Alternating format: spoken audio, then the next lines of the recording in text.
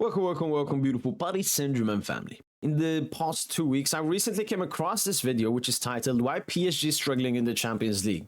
Instead of watching it, I saved it for, Champions League week vibe. I was like, yeah, let me react to this video and see if they're saying the correct stuff or not.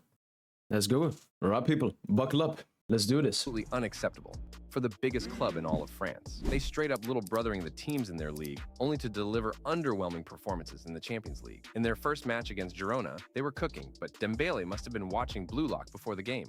Look at that, bro. I mean, I'm not trying to defend Dembele here, but he said PSG were cooking. We did not cook this game. Barcola is wide open, but Dembele chooses to feed his ego instead.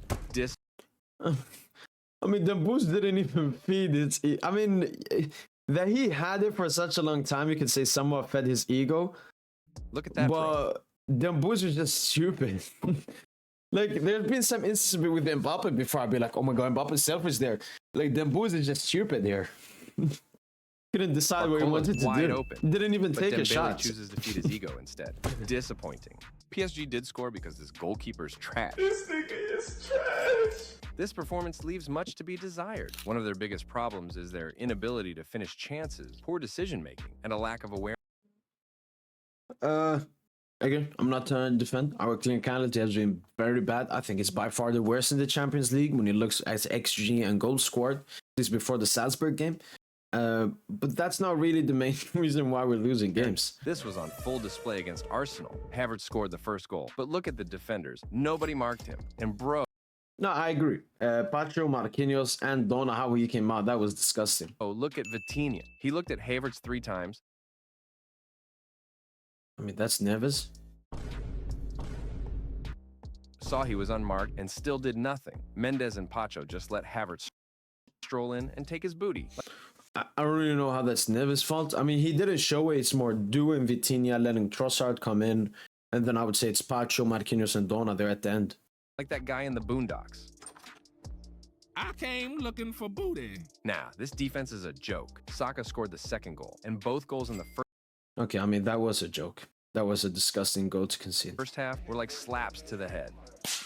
PSG had 65% possession, but they lacked that spark of magic needed to score. It was a disappointing performance overall. Yeah. And honestly, they were lucky to concede just 2 goals with the way Arsenal was pressing them. Like to concede 2 goals? Like, let's not fucking overhype Arsenal in this game, man. Their next match was against PSV, and initially, I thought it would be in... Like, is this guy just gonna explain what happened? I thought he's gonna answer the question why PSG are struggling.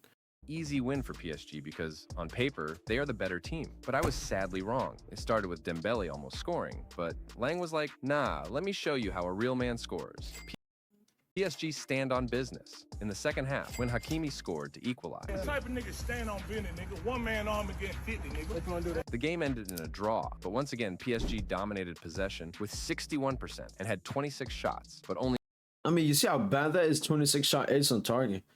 The biggest issue at PSG, especially in the UCL, is the chance creation. We do not create that many clear-cut chances.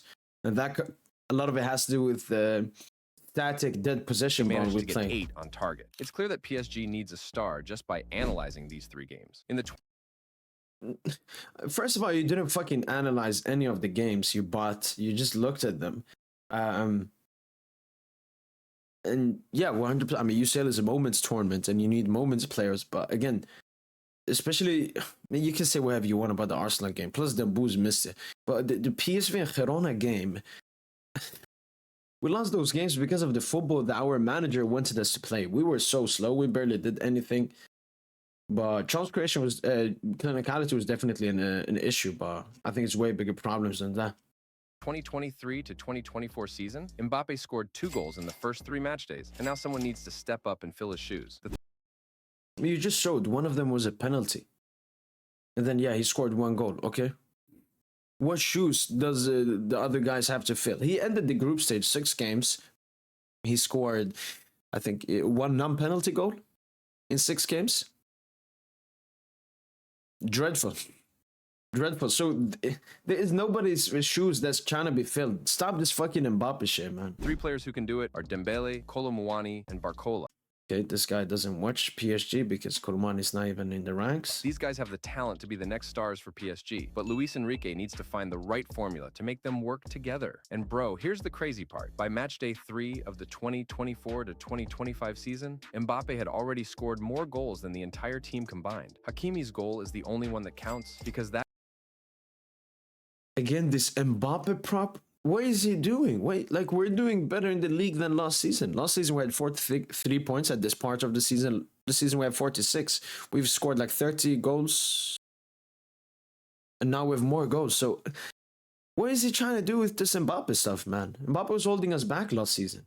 That goal against Girona doesn't even count. It was an own goal. Their next 2 matches were just sad to watch. First up, against Atletico Madrid, they lost 1-2. But low-key, Dembele was putting in work for the first goal by pressing that NPC defender. After the game, Luis Enrique blamed the loss on bad luck. I mean, sure, the first goal was unlucky. Bouncing No, that was just Luis Enrique not accepting that his tactics was at fault. off a player like a pinball, but that second goal, nah, that was pure skill. Look at the ball Griezmann served and the finish to match absolute chef's kiss. And here's the kicker. PSG had 22 shots and only managed to score 1. Then came the Bayern game, another loss, this time 1-0. And PSG captain Marquinhos decided to blame the referee. What? Bro, take the L with some dignity. You didn't lose because of the ref. You lost because you didn't play well enough. It's like failing a test. I mean, you're right and wrong. I do agree nobody should excuse a performance or blame someone else. But that red card was a huge disgrace to football. I mean, Dembele didn't even get the red card because of the foul. He got it because he told Davis to get up, which just shows how emotional that referee was. So, And blaming the pen for not writing better answers. And what's up with PSG and excuses lately? Luis Enrique blames bad luck. Marquinhos blames the ref. Maybe next match they'll blame the weather or the... you know what? That's a valid point. That's a valid point. I have been criticizing, especially Luis Enrique, whenever he blames something else apart from himself. I think we need more self-critiquing at this club, where people blame themselves instead of blaming others. So, I mean, that's a great point. grass being too green. At the end of the day, no excuses change the fact that PSG is struggling, and they need to turn it around before the season turns into a Netflix documentary titled What Happened to PSG. And the perfect opportunity came against Salzburg, and PSG absolutely dominated. They walked away with a 3-0 win that finally gave fans something to cheer about. The first 2 goals, they were fine, nothing too flashy. But that last goal, man, I had tears in my eyes. It was a thing of beauty, straight out of a football fairy tale. Before the game, PSG fans were furious. Beautiful. But after the game, they started to believe in the dream. Up next is Manchester City, who might be struggling right now, but they'll surely come back stronger. Then it's Stuttgart, and PSG should win that one easily. But here's the cold reality. Over the last 6 match days, even that win that one easily, like Girona, PSV, way easier teams we struggle against, Bo. PSG has taken 110 shots, but only scored 6 goals. They dominated Salzburg, but stats like that won't cut it against teams like City. If PSG can pull off wins in these next 2 games, they'll go through. For now, the football gods are watching and anything is possible. Well,